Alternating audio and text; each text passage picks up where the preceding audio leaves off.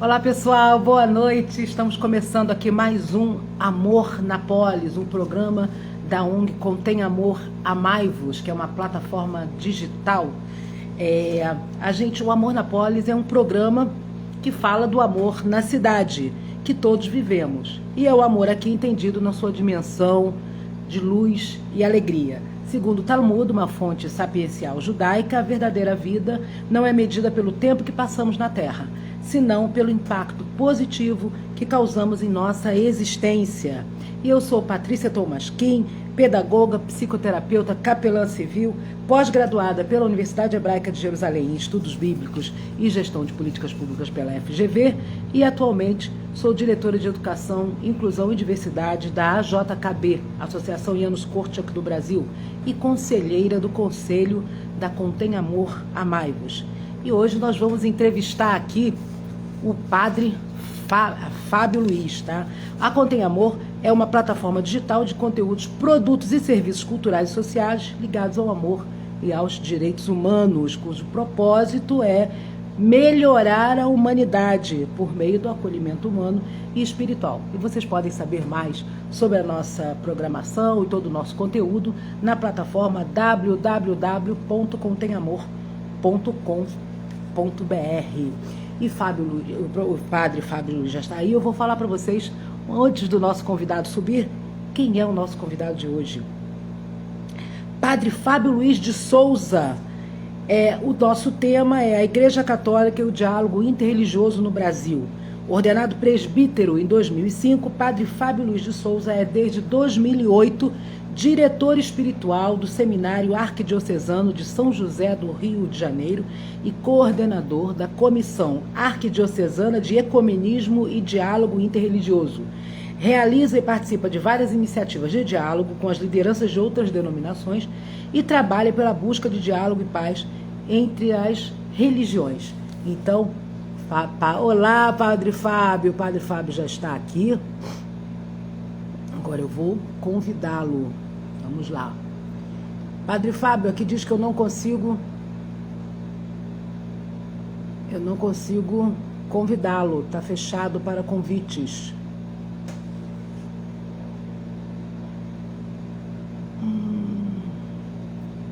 Entrar ao vivo, vamos ver. Vamos ver. Vamos lá?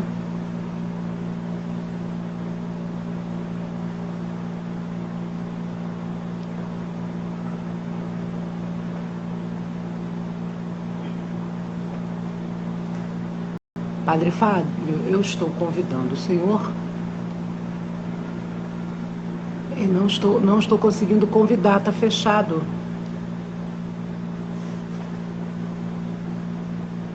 Olá, Raquel Cristina Falcão entrou aqui na nossa live.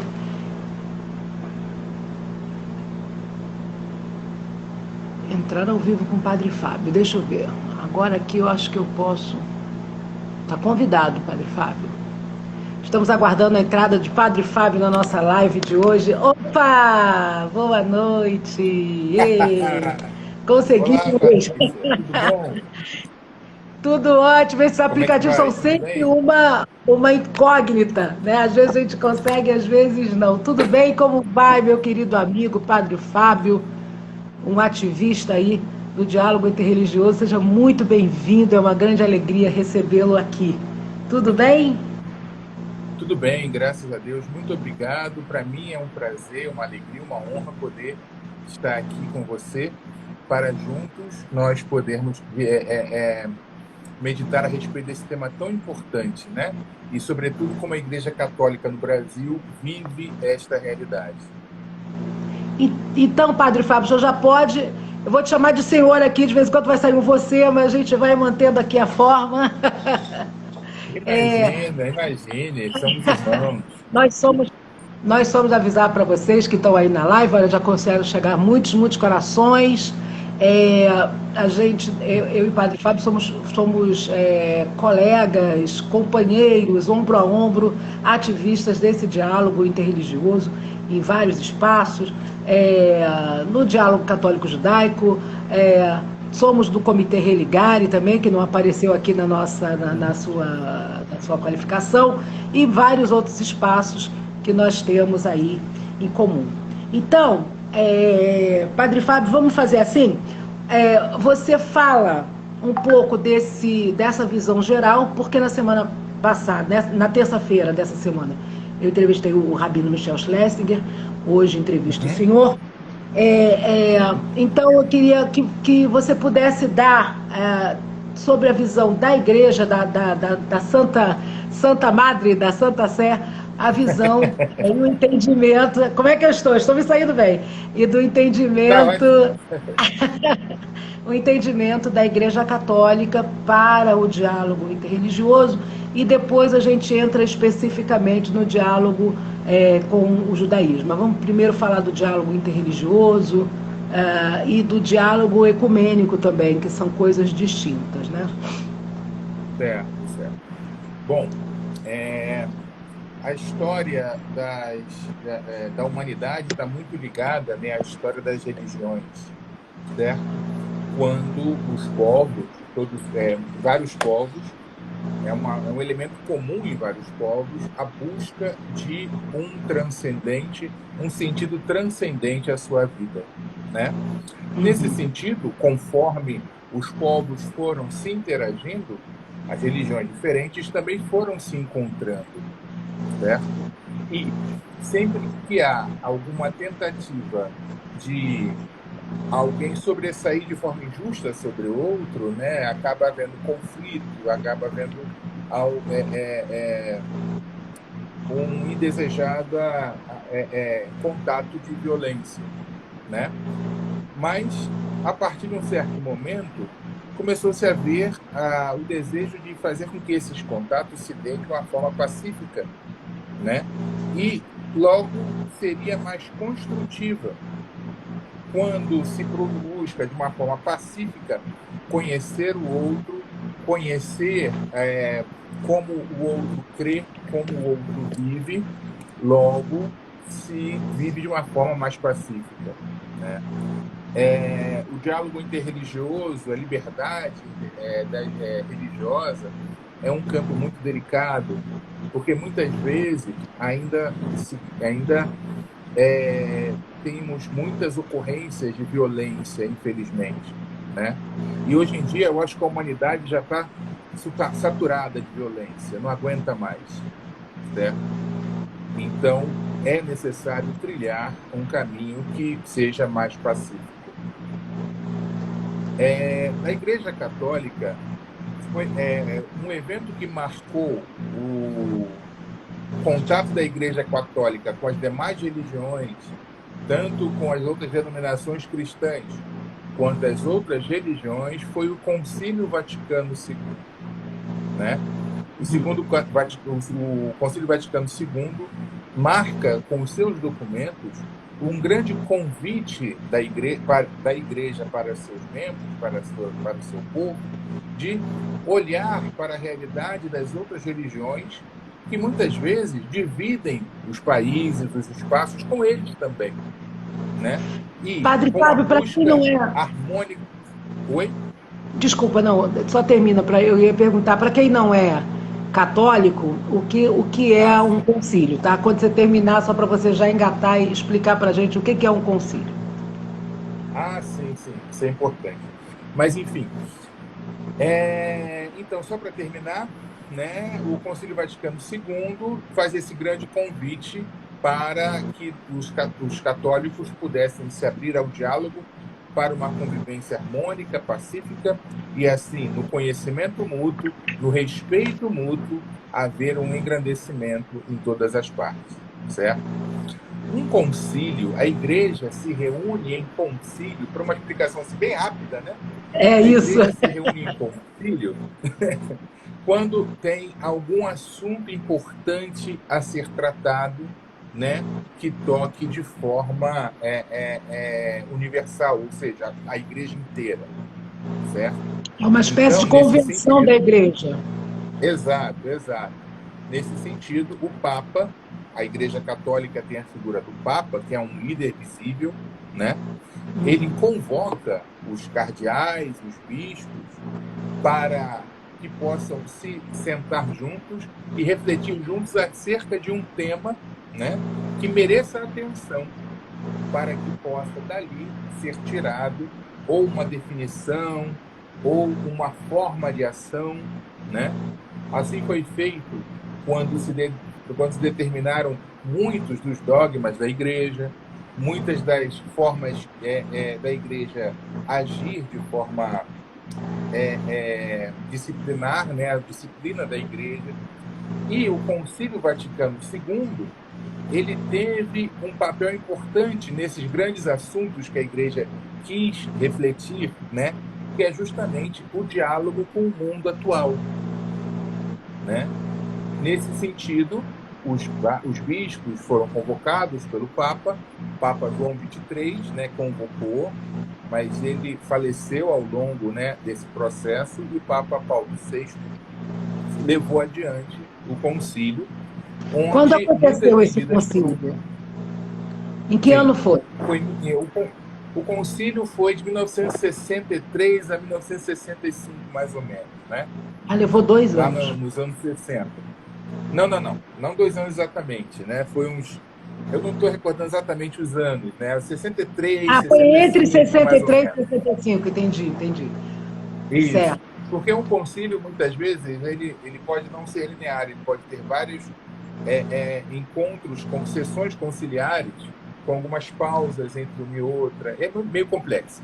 Entendi. Enfim. E quem participa, Padre Fábio, quem participa dessas decisões conciliares, vamos chamar assim, né? Quem participa dessas decisões, quer dizer, é aberto ou a participação ela é para uma, digamos, uma camada da Igreja que seja considerada aquela mais apta a tomar as decisões em nome dela, né? Como é que é isso? Sim, ou todo mundo pode participar? Nós temos a figura do bispo na Igreja, que é o pastor, né? Então ele é o guia, certo? Então são os bispos que participam do concílio, eles guiam a Igreja, né? E o Papa é aquele chefe visível que confirma todos os irmãos, certo? E no Concílio Vaticano II, de forma especial, né, é claro que, sim, são os bispos que guiam a Igreja, porém, né, e foi assim no Concílio Vaticano II, eles contam com o auxílio de especialistas, né, de observadores, certo? Para justamente não ser uma decisão somente sem consultar pessoas que conheçam aqueles assuntos, certo? Então, há a participação de muitos consultores nesse sentido. E o Concílio Vaticano II teve como observadores, como membros presentes lá também, né? Inclusive cristãos de outras denominações, irmãos judeus, né? E, nesse sentido, foi um concílio que também ouviu essa realidade. Porque, na verdade, são decisões de Estado, né? A gente não pode esquecer a dimensão de Estado do Vaticano, sim, quer dizer, tem relações diplomáticas, né? Então, a gente não pode... É importante porque quando a gente está, às vezes, no universo das religiões, principalmente no Brasil, a gente esquece dessa dimensão que é importante e que a Igreja Católica representa tão bem, né? Com toda a sua estrutura e a sua hierarquização. E estruturação mesmo, porque é um Estado, né? Sim. Então, quando o Rabino Schlesinger esteve aqui, ele falou que definiu de uma forma muito breve, mas muito bem colocada, que foram 2000 anos, né, de relações espinhosas e ódio, e aí, então, temos pouco mais de 55 anos de relações de abertura. Mas, na verdade, temos em relação, e aí ele falou da questão judaica dos rabinos, né, que a gente não tenha uma hierarquia, digamos, como a Igreja Católica, até mencionou a pergunta do Papa, dizendo, escuta, mas quem é que fala pelos judeus? Né?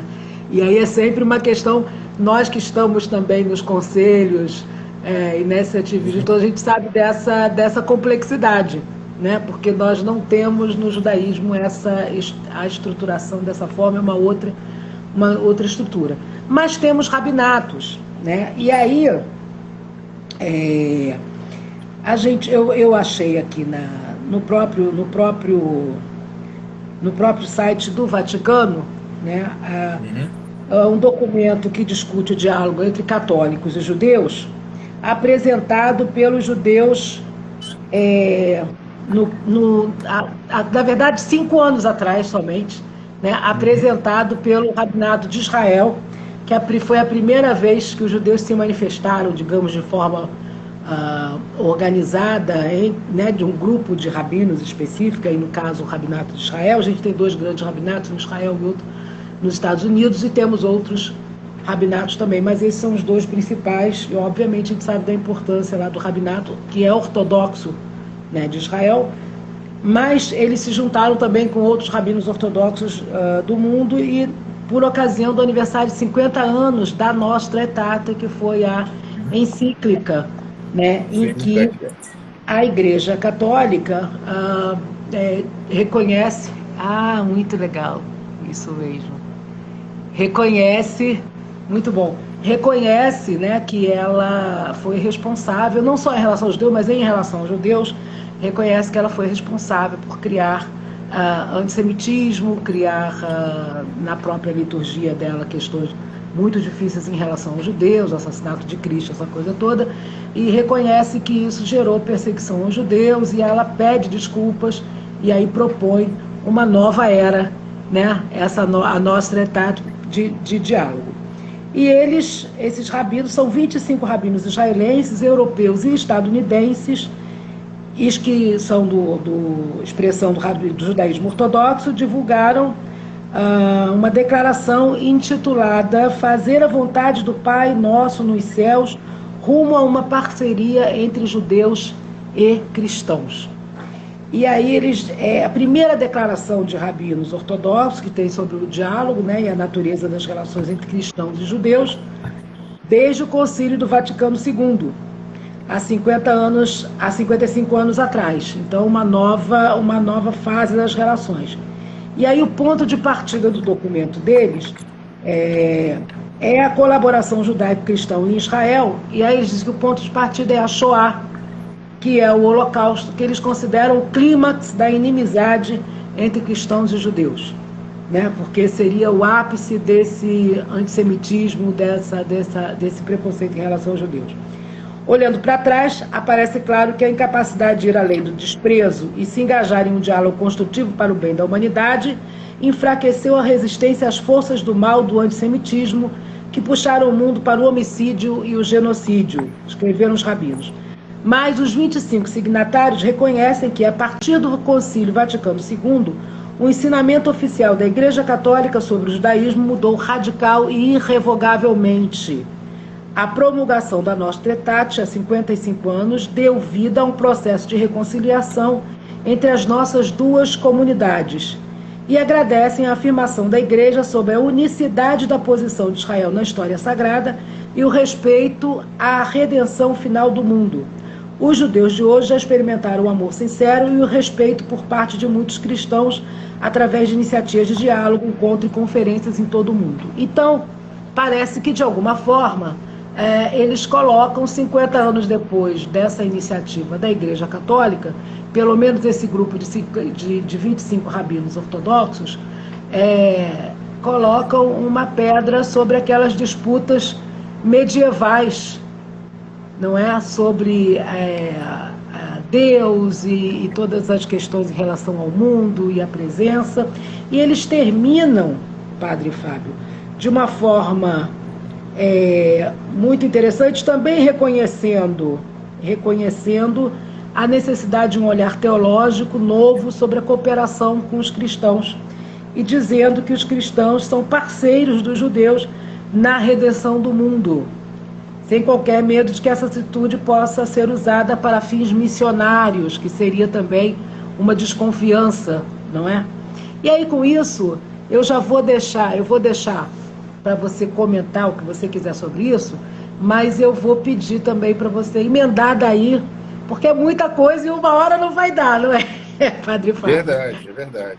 Mas para você já emendar daí, depois da gente passar do diálogo católico-judaico, do diálogo da fraternidade cristã, entre cristãos, da gente passar para a Laudatio Si e passar para as questões, o avanço, que eu acho que é um avanço da Igreja Católica, nas questões de decolonização e de uma revisão em relação à população indígena. Mas a hora que você quiser falar disso, e se você considerar importante, eu acho que porque nesse momento a gente vive período difícil na história brasileira, em especial em relação aos povos originários, então seria muito legal que você pudesse também, de alguma forma, falar do diálogo e desse posicionamento em relação aos povos originários e como é que está esse entendimento da Igreja Católica, já que você está aqui e é o responsável pelo diálogo interreligioso da Santa Sé.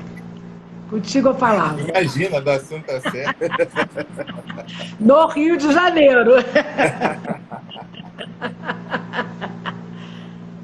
Bom, de fato, né, esse diálogo cada vez mais próximo é realmente um grande avanço, né, colocando fim em séculos de inimizade, de tantos problemas, né, que a gente quer realmente olhar agora para um olhar de esperança, um futuro mais de esperança e de paz, né?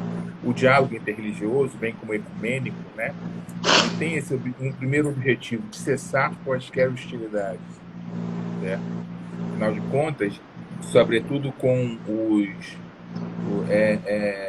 em várias instâncias, né, os documentos falam em alguns momentos de que, não sem culpa de ambas as partes, sempre tiveram alguns problemas, hostilidades, dificuldades, mas nosso caminhar deve ser agora para a paz. Graças a Deus já temos essa compreensão, essa consciência, né? E os documentos da Igreja, primeiro assim, como é que é feito de forma universal, né?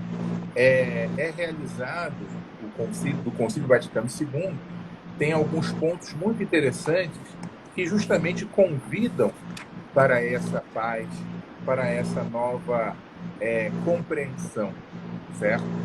E o diálogo, ele se divide, como você falou, entre o ecumênico e o interreligioso, certo? O ecumênico seria mais aquele diálogo com os cristãos, certo? Tanto é que na Santa Sé tem o Pontifício Conselho para a Unidade dos Cristãos, que cuida também, né, do diálogo com os judeus. E tem o Pontifício Conselho para o Diálogo Interreligioso. É interessante ver que os irmãos judeus também estão sobre o Pontifício Conselho do Diálogo dos Cristãos, em virtude do parentesco, né, que nós temos. Os próprios documentos falam o quanto as figuras importantes do cristianismo, né, Jesus Cristo, Maria, os apóstolos, são do povo judeu. Os primeiros cristãos, né? Todos, né? Somos da mesma cepa. Sim. Né? Mas o documento fala, né?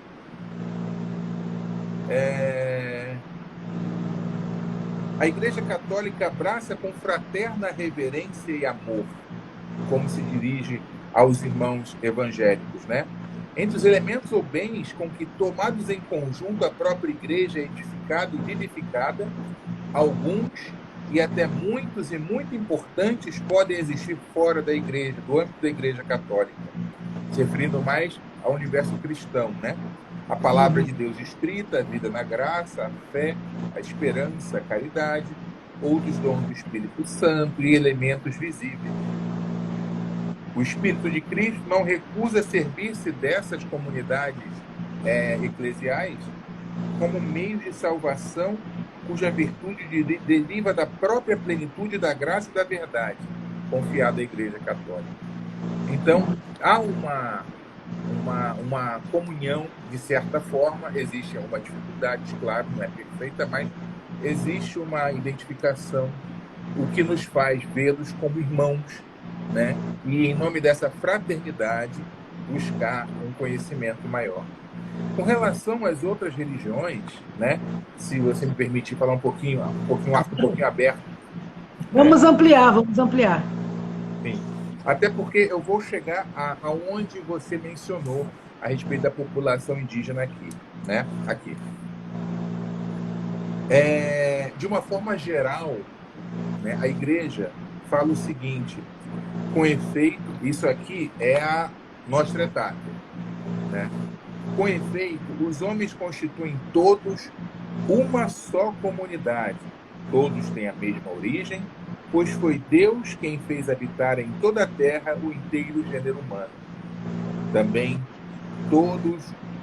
Têm também todos um só fim último, Deus, que a todos estende a sua providência, seus testemunhos de bondade, seus desígnios de salvação, até que os eleitos se reúnam na cidade santa, iluminada pela glória de Deus, e onde todos os povos caminharão na sua luz, né?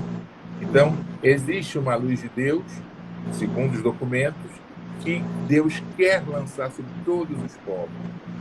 E o documento, então, fala de algumas comunidades religiosas, né?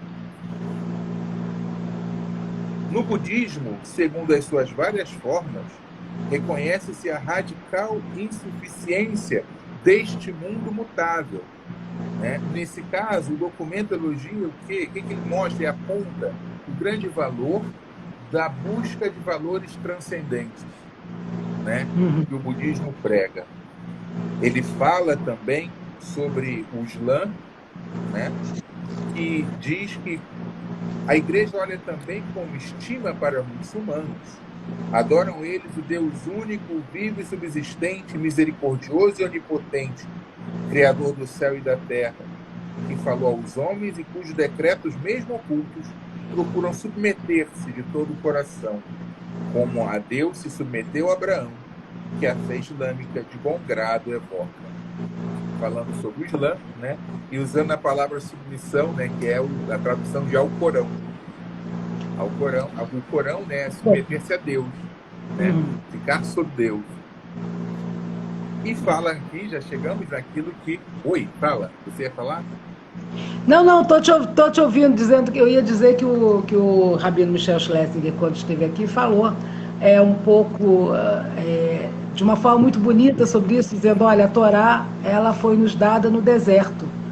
Ela não foi dada em país algum, em lugar algum, ela foi dada no deserto, porque ela foi dada para todos, né? Então, eu achei essa metáfora que ele usou muito bonita, quer dizer, pautada num fato, numa realidade, mas eu achei muito bonita essa alusão que ele faz em relação a esse legado, né? Que é um legado do humano.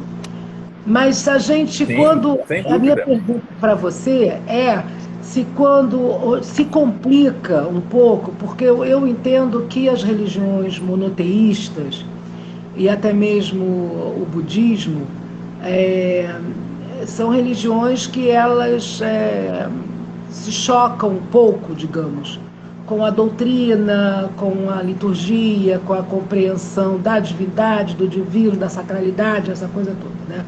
Eu queria que você passasse para a gente um pouco qual é a compreensão, a sua compreensão, enfim, das religiões, né, desse lugar das religiões não monoteístas. E aí, incluindo todas as religiões, obviamente, que nós estamos no Brasil, estamos no Rio de Janeiro, então, obviamente, as religiões de matriz africana, a Umbanda, a Candomblé e outras designações dessas religiões. Qual é essa compreensão, assim como você nos trouxe a compreensão que está na Nostra Aetate sobre o Islã, né, sobre os muçulmanos, sobre o budismo, qual é a compreensão que está agora desenvolvida, ou se ela existe, em relação a essas religiões que a gente tem aqui no Brasil? No caso, as religiões, todas elas, os documentos da Nostra Aetate, do Concílio Vaticano II, eles têm um âmbito mundial, né? Ele é muito amplo, evidentemente. Então, ele tem um objetivo para que justamente pudesse ser localizado nas comunidades em que for recebida, colocando os parâmetros e as características da sua modo de vida, do seu povo, né? Então, é como algo geral que é recebido pelos vários povos e lá são então aplicados de acordo com as realidades.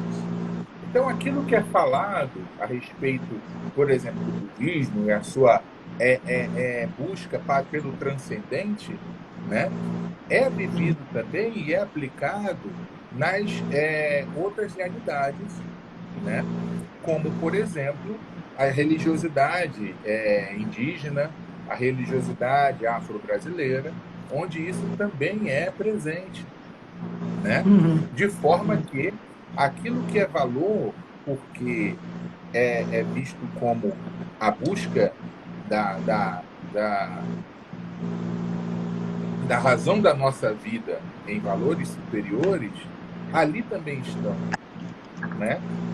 Então, esse é o grande valor, esse é o grande ponto onde nós podemos começar aquele diálogo, né? Para o diálogo é necessário ter pontos em comum, certo? E ali, quando a gente vê uma abertura para o transcendente, ali então nós podemos falar um diálogo interreligioso, certo?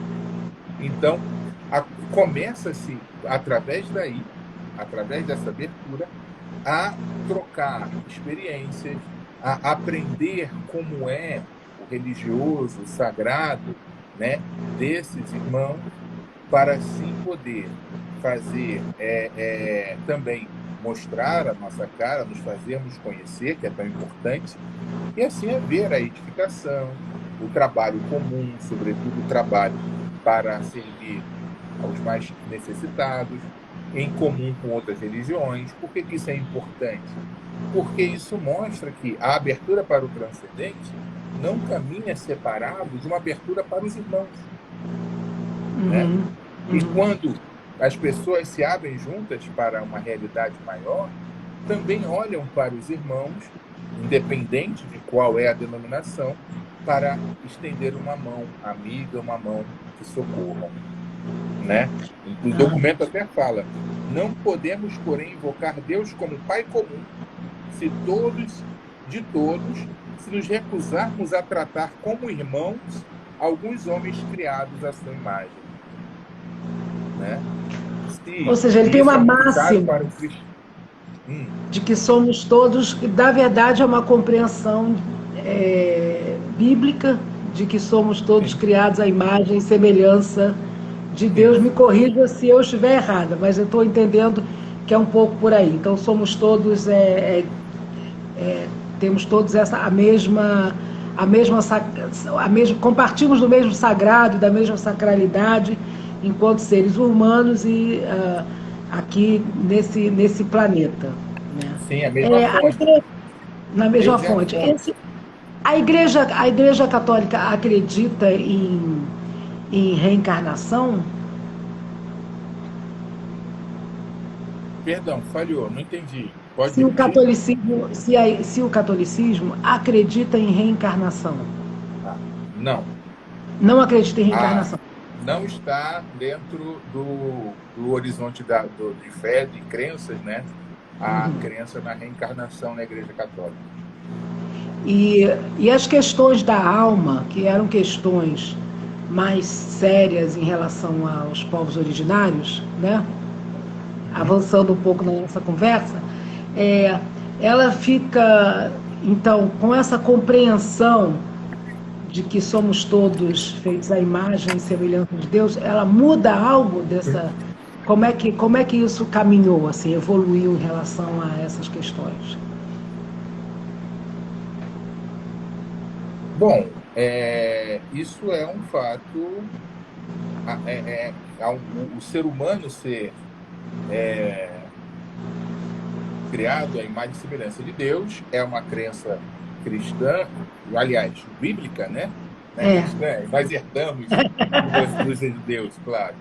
né? Está conosco porque recebemos de vocês. Aham, aham. Mas ela é uma realidade bíblica que a gente atribui, obviamente, a todo ser humano. Não existe exceção nesse sentido, né? Aham. Então, quer dizer, eu estou perguntando isso não pela igreja, porque eu vou caminhar um pouquinho mais agora, a gente vai começar a falar de problemas brasileiros, problemas nacionais que nós temos, em especial temos aqui no Rio de Janeiro, e que eu sei que você é um combatente deles também, porque estamos nos conselhos e nos comitês e estamos aí na mesma luta, né, para que todos sejam realmente considerados à imagem e semelhança, todos sejam considerados em igualdade e equidade, enfim, todos esses nossos princípios também em bondade, caridade, todos os princípios que nós compartilhamos. Mas eu estou querendo caminhar um pouco para fazer uma escalada para temas mais árduos, não para nós, mas para o Brasil atual e para o nosso estado do Rio de Janeiro, que seria a radicalização de determinados grupos autodenominados cristãos, mas que tem ainda uma compreensão muito discriminatória de determinados grupos e perseguem esses grupos, mas também perseguem a própria ideia da manifestação, por exemplo, das imagens que a Igreja Católica tem. E aí estou falando de grupos radicais do que vulgarmente se chama evangélicos, sendo que nós sabemos que todos os cristãos são evangélicos, né? Então, porque seguem o evangelho, mas usando uma linguagem carioca, o nosso programa vai para o Brasil todo, mas usando uma linguagem carioca, eu queria falar um pouco que a gente pudesse refletir. Óbvio que nós não vamos solucionar nenhum problema agora, mas trazer um pouco de reflexão desse fenômeno que acontece atualmente, já há alguns anos, né, que é um ataque de grupos que se autodenominam cristãos a outros grupos, inclusive os grupos cristãos também, como é o caso da Igreja Católica e grupos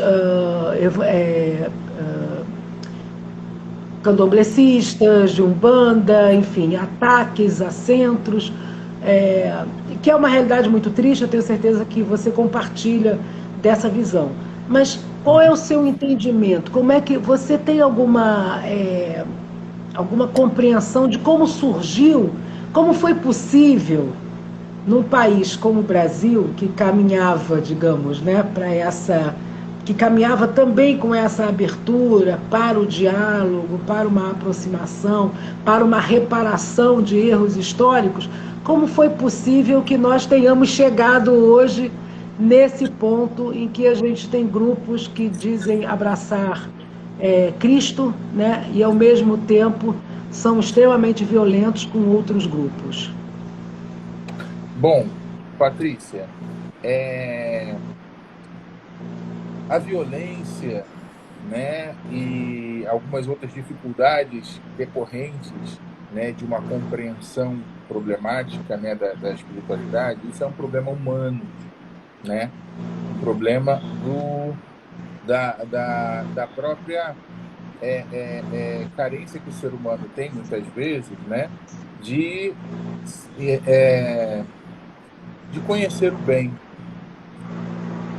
É aquilo que a gente pode falar popularmente, né, que mau caratismo não conhece cor, não conhece time, não conhece país, não conhece, né? É um problema humano. É um problema humano, né? Infelizmente.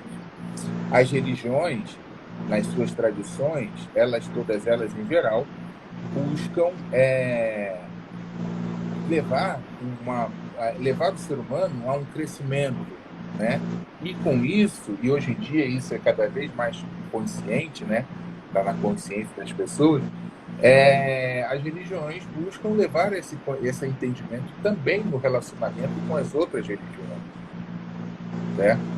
Agora, quando existe alguma dificuldade nesse sentido, certamente não é a religião ou a denominação, certo?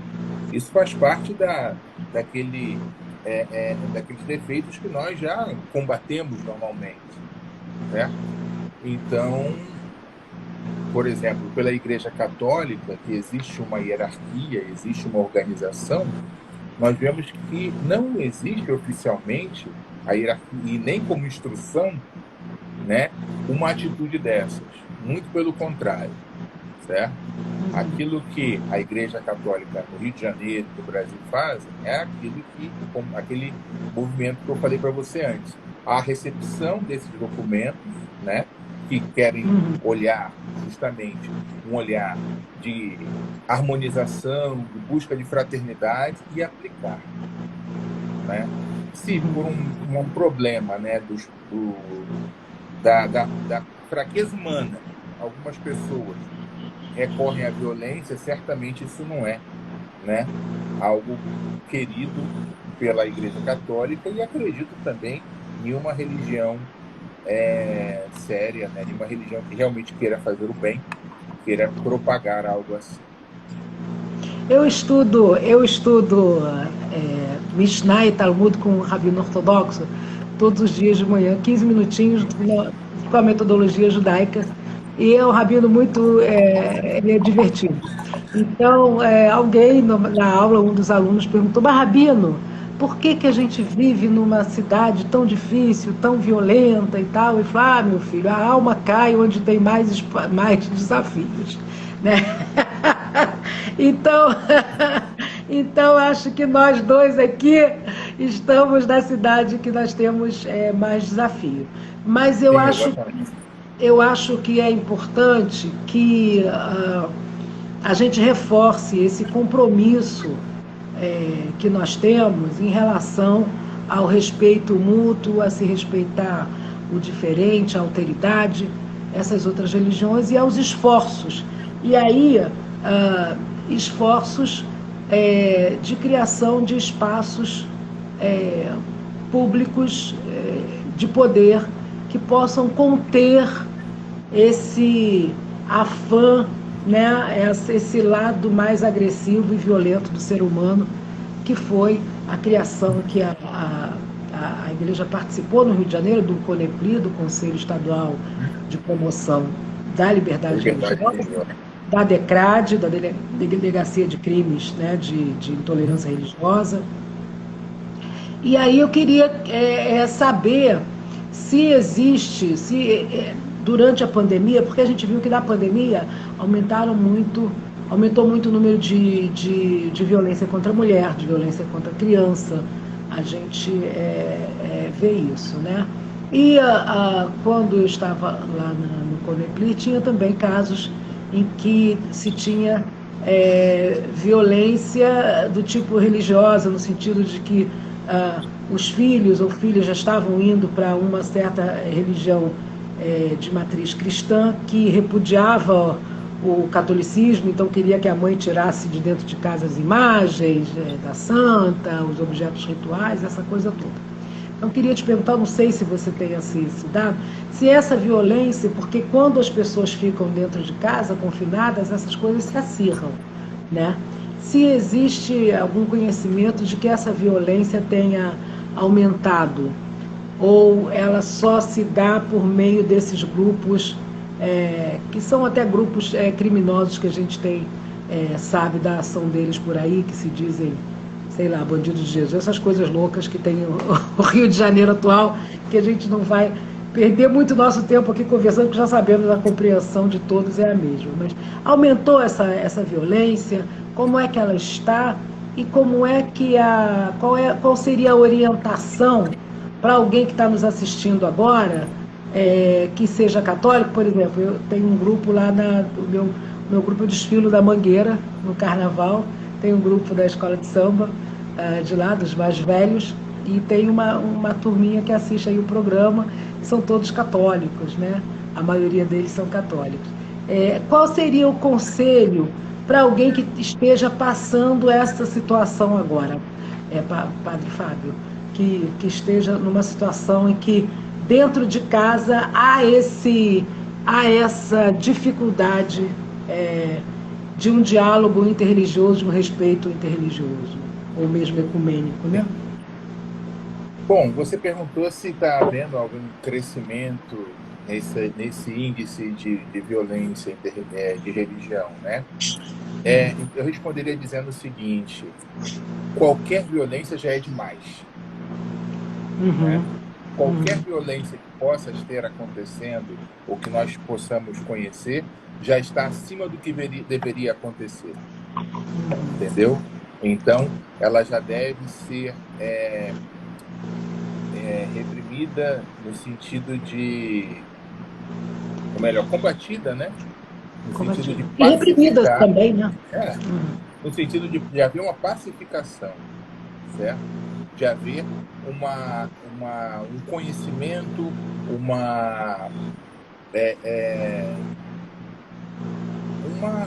um diálogo para que se possa, em ambientes domésticos, né, sobretudo dentro da família, fomentar um diálogo, fomentar uma harmonização, certo? Talvez até convidando as lideranças religiosas, né?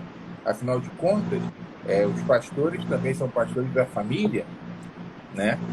Também acredito que nenhum pastor vai querer uma crise familiar, um conflito familiar nesse sentido, certo?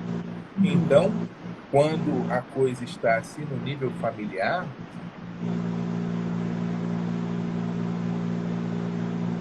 Você ficou sem som. ação. Oi? Voltou. Você tinha ficado sem som momentaneamente.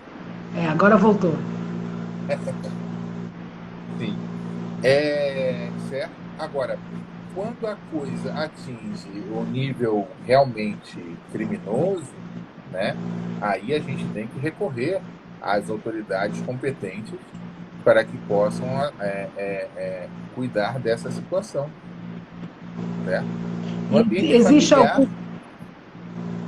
Existe algum canal Perdão. Existe algum canal da Igreja Católica, algum canal que a pessoa possa... Porque eu sei que vocês têm pastorais, né? Inclusive, todo ano, eu sou do Movimento Candelária Nunca Mais, a gente faz lá com a pastoral de vocês, faz na Igreja da Candelária a missa pelas nossas jovens, né? Crianças e adolescentes que foram chacinados, enfim. E vários padres participam dessa cerimônia. Então, eu sei que existem várias pastorais. Eu não sei, se chamava Pastoral do Menor, eu não sei como é que se chama agora, Pastoral da Criança. Né? E existem outras pastorais, existe a Pastoral de Favelas, mas existe algum telefone, alguma coisa que a pessoa possa, digamos que a pessoa está um pouco...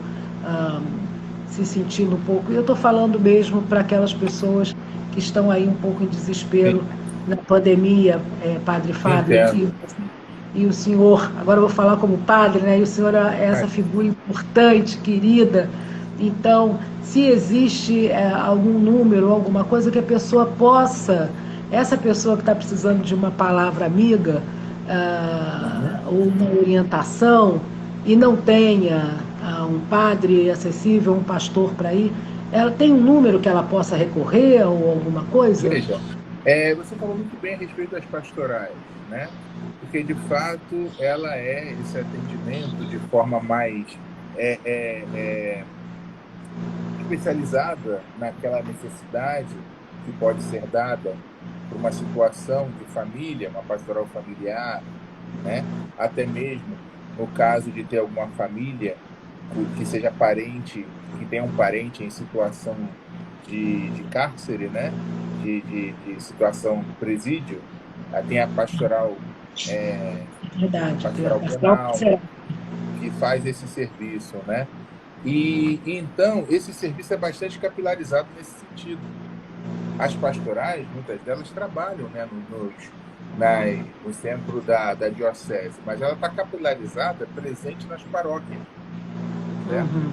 Então, ao necessitar de alguma coisa sobre uma pastoral familiar ou alguma coisa, uma necessidade nesse sentido, né, ele pode procurar a pastoral familiar de sua paróquia, né, E A essa paróquia é mais pastoral próxima vai... da sua residência, né? Oi? A paróquia é mais próxima da sua residência. Sim, exato, exato. A paróquia mais próxima, que ela tem uma ação com relação à pastoral familiar. Se necessário, encaminhar para uma outra instância, ou até mesmo para outro serviço, né? Outro serviço pastoral, a própria pastoral familiar da paróquia faz isso. Então, é algo bastante capilarizado nesse sentido, para Muito bacana. Nós poder também temos. até mesmo agilizar. Oi? Para poder até Não, agilizar nós, esse socorro. muito bacana. Então procurem, pessoal, quem está ouvindo aí, procura a pastoral na paróquia mais próxima a você, que você será atendido. E eu, como judia, posso atestar que as pessoas das pastorais são fantásticas, são aquelas que botam a mão na massa, são muito, muito bacanas. Eu queria falar também aqui, deixar que a Contém Amor Amai-vos, que é uma ONG, a gente também tem um serviço, né, online, que a pessoa pode mandar um e-mail e quem responde, a gente tem o Padre Online, né, e quem responde o Padre Online da Contém Amor é o Padre Jesus Hortal, maravilhoso, Oh, que é do ele é diálogo. ótimo. Ele é maravilhoso, o Católico Judaico não falha nunca, então nós temos lá essa possibilidade para você que está aí, você entra lá, manda um e-mail que o Padre Jesus Hortal te responde, viu? Nós temos lá um Padre Online, obviamente, Padre Fábio tá convidadíssimo se quiser mandar artigos para a gente, alguma coisa, porque nós somos uma plataforma de conteúdo, então fique à vontade aí, o Tony Piccolo, nosso CEO, está aqui assistindo a nossa live. Oi, Tony, e eu tenho certeza que ele concorda com isso. E a PUC sempre foi uma parceira da Contém Amor Amai-vos, então eu tenho que deixar aqui registrado essa parceria que nós temos com vocês sempre, né? Então isso é muito importante. Agora, a gente já está caminhando para o final e eu Já? queria... Pois é, Puxa, muito o tempo passa rápido. tão Por isso que eu rápido. falei que a gente vai hoje já, olha, já são 21h56 nesse meu relógio aqui, 21h53. Então temos 7 minutinhos aqui por esse celular que eu estou fazendo a live. E eu queria falar de coisas. No judaísmo, quando a gente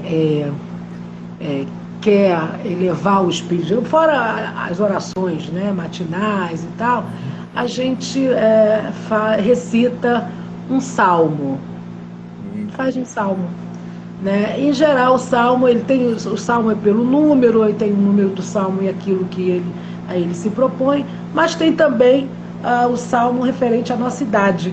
Então a gente sabe que se eu tenho uma idade X, eu faço o salmo X mais 1, porque eu já estou vivendo a outra idade, não é? Então, uma pessoa que tenha 30 anos, ela vai falar o salmo 31, e não o salmo 30, porque ela já está vivendo o 31º ano de vida dela. Então, é aquele salmo que ela rezaria. Eu também sei Já que estou vendo aqui o algumas... salmo da minha idade. Ó. O quê? Eu não ouvi. Já estou vendo aqui o salmo da minha idade. Ouviu? Não, ele deu um delayzinho, falhou um pouquinho. Você repete, eu ouvi, já tô... Eu estou já marcando o salmo da minha idade. Tá ótimo. Aí a gente deixa marcadinho e a gente pede o nome da pessoa e e fala o nome da mãe, viu? Quando é para cura. Se não fala o nome do pai. Bom. Mas quando é para cura, a gente fala o nome da mãe. Já dada a dica judaica aí do dia. Mas, Padre Fábio, eu sei também, bom, eu como vivo no país católico, faço parte de vários grupos de diálogo interreligioso, sei das principais orações, não é? Que é a Ave Maria, o Pai Nosso, enfim. Vera Sanson está dando um oi para o Tony, queria agradecer aqui a Marília Borges, que é a nossa responsável aqui, ela que faz aqueles cards e a divulgação das lives maravilhosas que a gente gosta muito. Tony está dando uma boa noite. Padre Jesus Hortal, maravilhoso. Aqui, quem mais? Tem um monte de gente, falaram várias coisas, mas foi passando aqui, Padre Fábio, eu não vi. Então, pedi desculpas pro pessoal se alguém mandou alguma pergunta. Mas eu queria perguntar se existe, assim como a gente tem os salmos, para além das liturgias, alguma coisa que um católico você possa deixar assim, católico no momento que está querendo.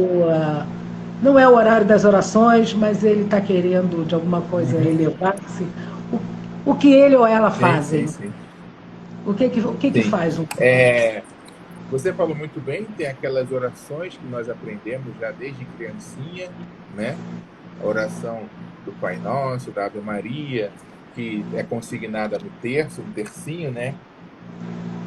As contas da oração que a gente leva no bolso para rezar em qualquer momento, né? E cada vez mais também nós estamos tendo a leitura também da Sagrada Escritura, que é muito importante, né? E muitas vezes falam, mas como é que eu vou ler? Que leituras eu posso escolher? Né? Agora tem esse Salmo da Idade que eu aprendi, vou fazer também. Mas também, normalmente, nós temos já na Igreja Católica um calendário de leituras, né, que é a liturgia do dia, né, Muito bom. que tem as leituras daquele dia. Hoje, por exemplo, foi um trecho de Jó, né, teve um salmo também, né, e teve um trecho do Evangelho. E isso já está assim, é bem fácil achar. Hoje em dia todo mundo tem um dispositivo smartphone, alguma coisa assim, né? Entra no Google, o Google é quase onipresente.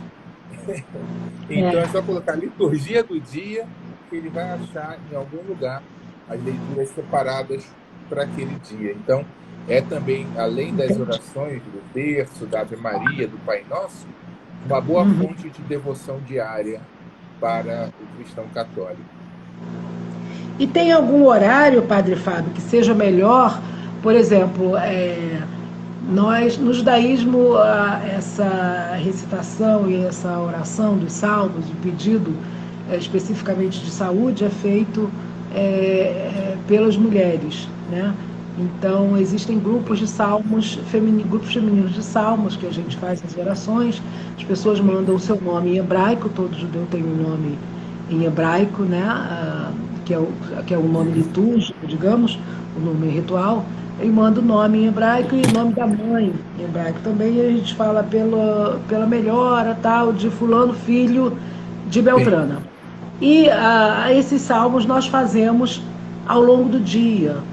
É uma recomendação que a gente faça ao longo do dia, que a gente faça ainda com o sol brilhando, né, nesse período solar e não no período da lua.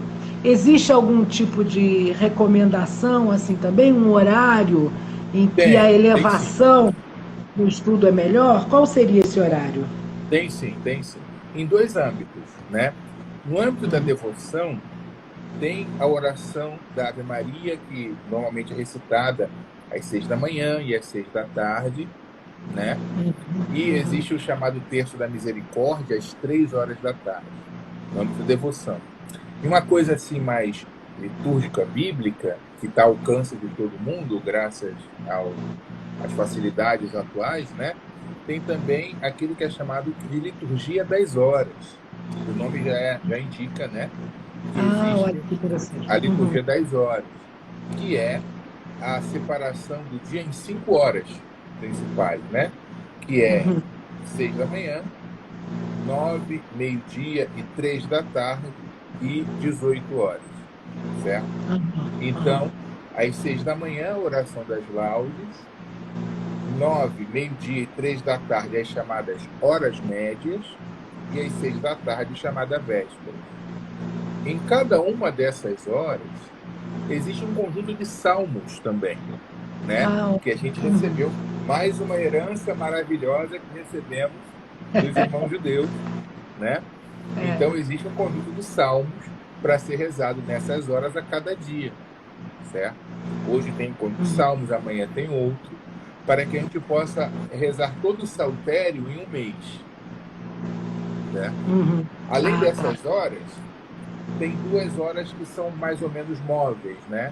Que é as completas, que é na hora de dormir, Uhum. e o ofício de leituras, que é meio móvel durante o dia, né? Aí não tem uma hora. Antes era 3 da madrugada, né? Mas por motivos práticos aí ficou uma coisa mais, né? E existe, Mas tem essas existe, horas, tem essas né? horas, né? Essas Muito 5 horas. bom. Então, olha aí, pessoal, gravaram? Uhum. Preste atenção, está gravado, vai ficar depois gravado aqui a live, vocês podem consultar quem esquecer.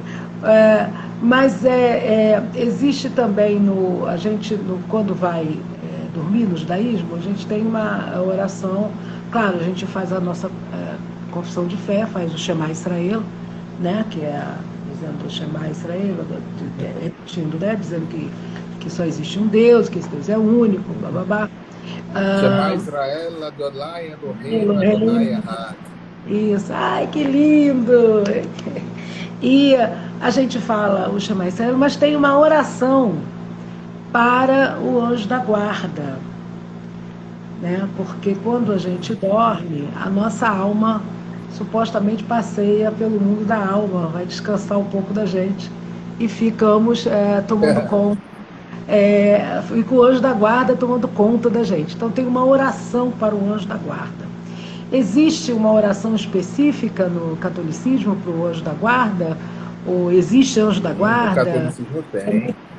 Tem, que eu aprendi no colo da minha vovó. Ah, Existe sim.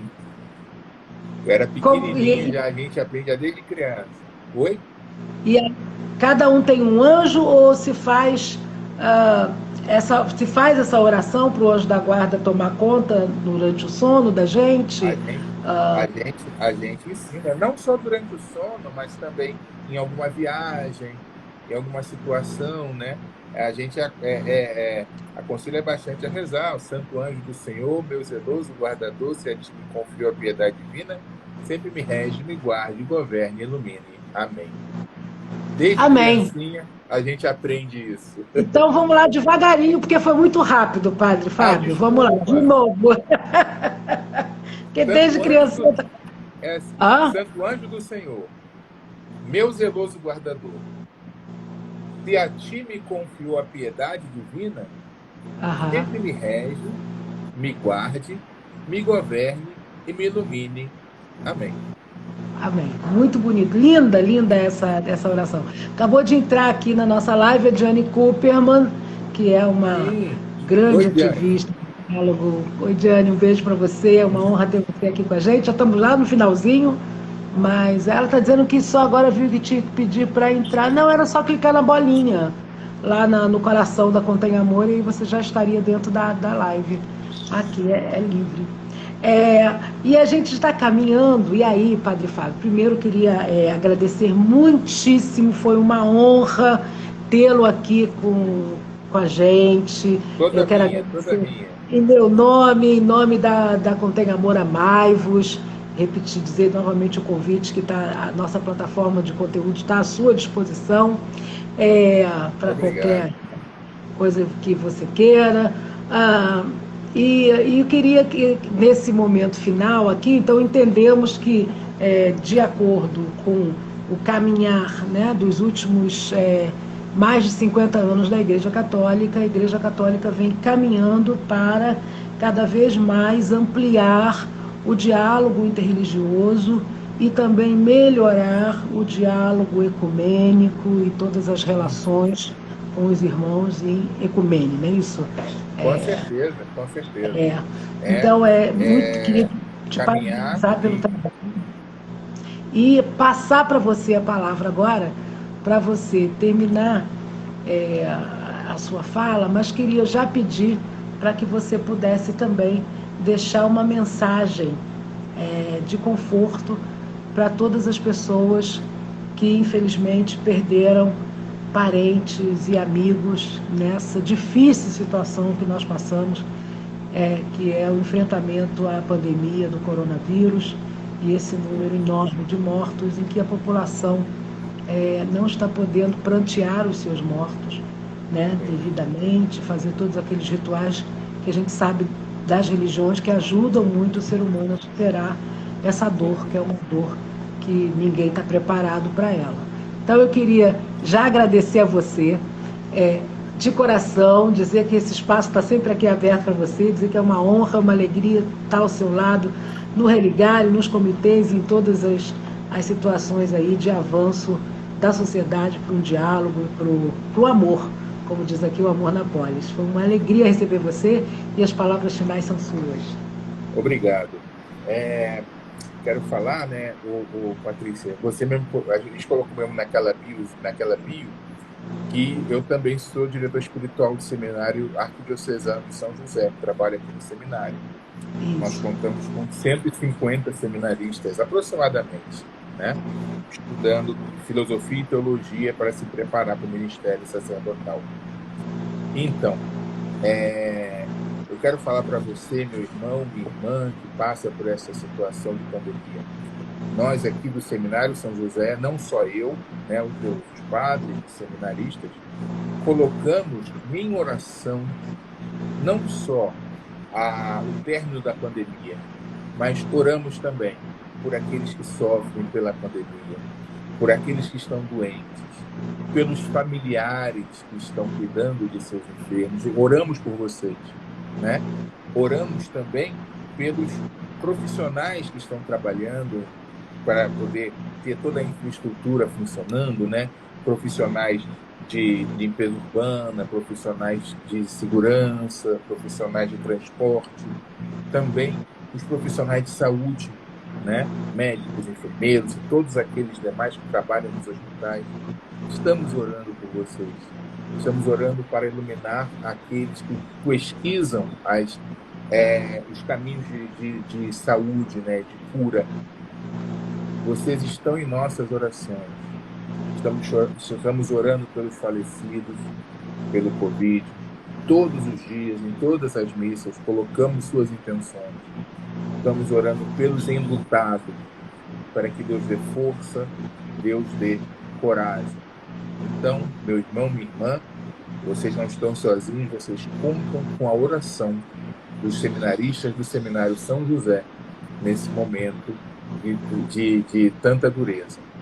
Coragem, a gente vai vencer, a gente vai passar por isso. Deus, assim, pedimos a Deus essa graça e confiamos que Ele irá nos ajudar.